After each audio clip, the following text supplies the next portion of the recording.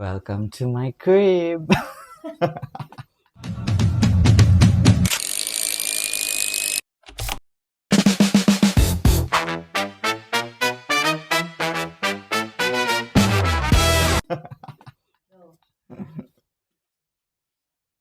Wala, andito lang tayo to give you a tour doon sa ating Fullerton experience. So, bakit dito tayo nagstay sa Fullerton Hotel dito sa Singapore is because of its historical significance. Kasi this building used to be a government building. Ito ata yung dati nilang post office and then kinonvert into hotel. Giving you a room tour sa pinakamurang room ng Fullerton because we can never afford this. The most inexpensive room dito na discounted na daw is around 17,000 a night. Pero it's all worth it because you will feel very pampered except wag nyo nang kunin tong mga nasa nasa bar nila because grabe talaga. And we all know na dito sa Singapore, it's very mataas talaga ang cost of living. So, halimbawa, itong biscuit, parang yung cost niya dito sa hotel, pag kinain mo to dito, triple yung price niya pag bumili ka na lang doon sa labas. That's why the only thing that we can afford here is a glass of water. And yung tubig na yon is not even this Evian water kasi may bayad. Yeah, so what we can do is, of course, yung mga richie-richie yan, alam nyo na to. But for us, this is a new experience. You get a cup of water. Pero this is a filtered water. This is not their tap water. Filtered water na siya. So yan, imagine drinking from the bathroom. Moving back. Okay, so dito na muna tayo sa bathroom. Kasi ito yung pinaka sa favorite namin lagi pag nag-hotel. Ang pinupuntahan, yung mga experience sa bathroom. Tada! Look at the bathtub. Spacious one. Okay, so meron ka lang ditong knobs for the cold and hot water. Yun lang naman. And ang favorite ko sa mga hotel lagi is may lotion kasi ang kamay ko is very magaspang. But, it's so mabango. Kaya, as Filipinos, what do? We apply it all over our body. Even if, hand lotion. We have the typical sink. Here, you have your hair dryer. You have your typical toiletries and the toothbrush, the bamboo. You have your separate shower. Very Asian, no? May upuan. It's for the lolas and the lolas. At least ito, di ba? There's a separate under for conditioner. Sa iba, shampoo and conditioner na. And, syempre, ang favorite, just look at it. Ito yung water closet. Pero, it's an automatic water closet. See that? Wow! Nice! And, anong napapansin nyo dito? It's automated. Apart from that, andito yung bidet. Diba? Ang cute. Yeah, so you have your options for washing your puwet, and then for the ladies, and then to dry yourself. So, meron pa siyang, ano to? Parang sasakyan. Merong user 1 or user 2. When you press user 1, alam nila yung settings mo. And typical of Filipinos, ano na notice niyo dyan sa toilet holders, toilet tissue holders, wala nang laman. Kasi nasa maleta na. So you have your wardrobe here. Meron lang tayo dito. Yay! You don't have to request for a flat iron sa reception. Yeah. And then, just your typical wardrobe. Wala lang. Nandyan lang sila.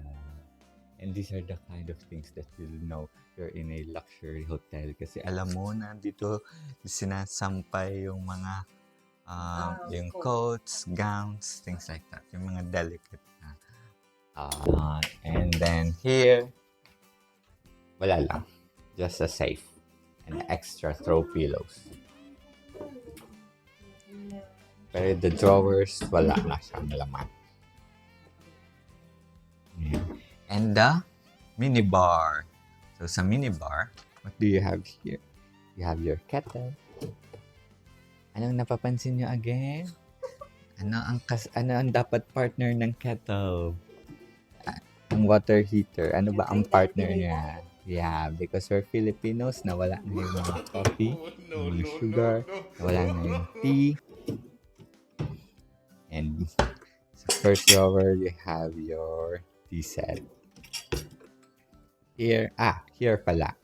Nandito nakalagay yung mga tea. Hindi pa namin nakukuha ang mga coffee. Pero ang ganda. Yeah. But you can get that. You can take it. If meron kang Nespresso. But if you don't, sayang para naman. saan ka to kukunin? Pero meron ba kayo sa office? Wala. Wala din. Yeah. And here, andyan lang yung glass. And kung meron kang wine, they have a wine dun sa bar, but huwag na natin pag-interesan yan. Of course, bottle opener.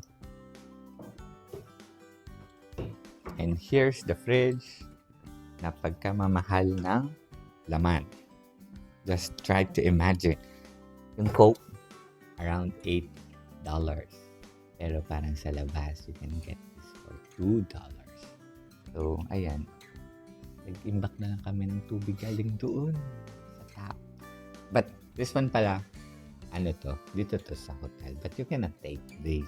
I mean, you can take this, but you have to buy it. Pero this is not free. So, that's it for the mini bar. And then, nandito tayo. Of course, very luxurious. Alam mo, mga business people lang nandito kasi they have this office setup. Pero since we're on a vacation, we will not work. We don't care about work. Tada! So yan, meron lang tayo dito. Again, souvenir. Pero, this one's $25.80. And here, we have charging station. So, everything is carefully thought out. Kasi, ayun, di ba? Di ba sa atin, ayaw natin na-expose yung mga ganito. It's very visual clutter. Telephone. Wala na naman laman, I guess. Yung mga to. These are for your business things. If you're staying here for siguro more than a month, diba? You accumulate na paperworks, and then you can just store them here. Tapos ito, we have here the area for, di ba dito usually, dito nyo naman pinapatong yung mga things nyo. And for your shoes, and then a drawer full of things. Again, you have these for your shoe something. I don't know what this one's called. Yung pang ganon, para hindi nagpo-fold yung shoes mo. But also, this one can serve as a pamalo for the makulit kids. Very Asian, diba? Yeah. No. Daddy.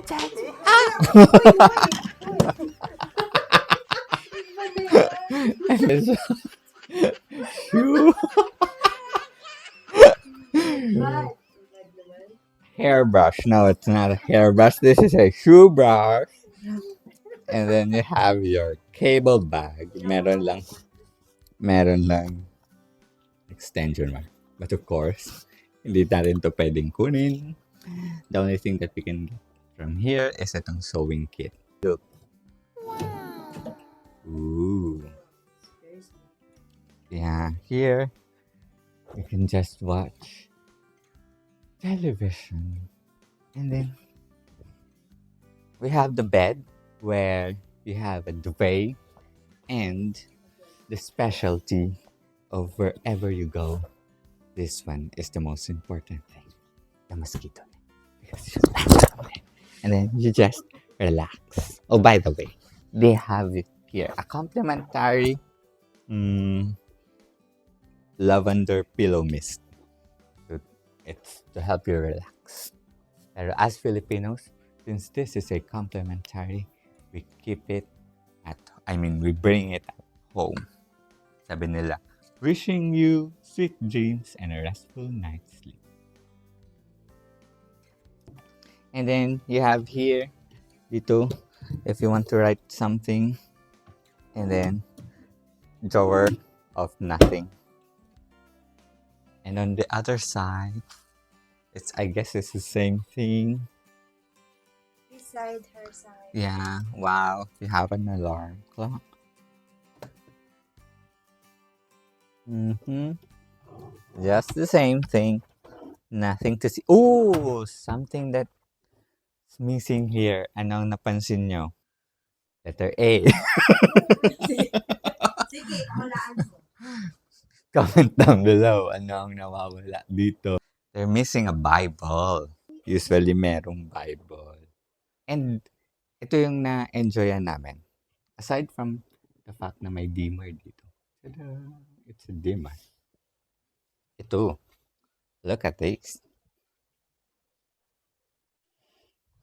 These are for your curtains. Nothing's happening, right? It's because we have to go here and do the magic thingy for the curtains. Here. You have to turn it on to press it to ta-da! And then you expose yourself to the world. So ito yung view namin. This one used to be the courtyard, and then when they nung post office siya, and then when they converted it, ayan, in-enclose na nila. Similar sa ginawa sa National Museum of Natural History. Iba yung courtyard doon, kinonvert, tapos linagyan ng dome. So this one din naman in-enclose. So yeah. Look at that ceiling. It's an Art Deco inspired building. Oh, here, this is very Art Deco. Because 1930s nga yung structure.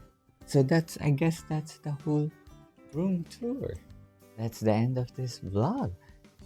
Isarado mo, you sarado it, and then you close the pinilakang tabbing. Okay, so I guess that's the end of this vlog.